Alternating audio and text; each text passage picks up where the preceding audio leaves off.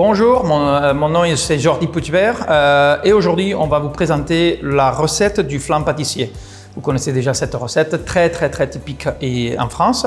On va dire deux mots juste de l'origine historique du flan pâtissier. Il y a deux versions. La première version, c'est qu'il a été créé à la ville d'Amiens pendant le siècle XIII, donc au Moyen-Âge.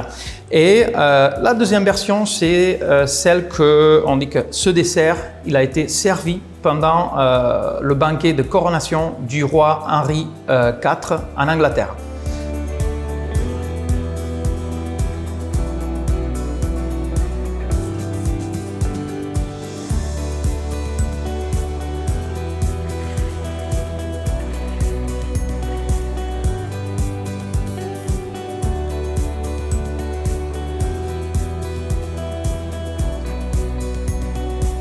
Grâce au Tritico, on peut maintenir une vitesse constante d'agitation du produit et une température aussi constante et éviter le risque de brûler le produit, chose qui arrive très souvent pendant la cuisson en mode manuel.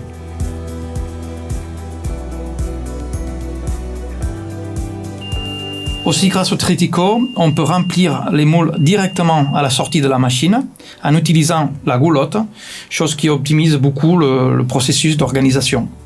L'avantage encore d'utiliser le Tritico, c'est aussi par rapport à la quantité de produits qu'on peut réaliser. Car les Tritico avec plus de capacité, on peut arriver à produire à peu près 20 kg de produits, qui serait à peu près l'équivalent à 11 flans d'un poids standard d'1 kg 800 g.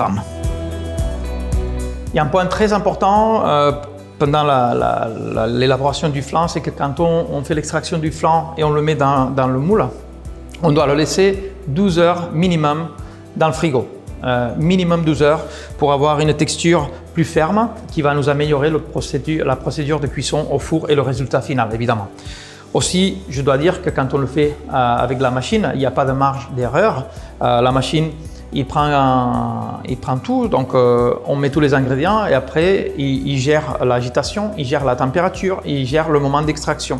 Donc impossible d'avoir des erreurs ou de brûler la pâte. Donc c'est encore un point très important à considérer.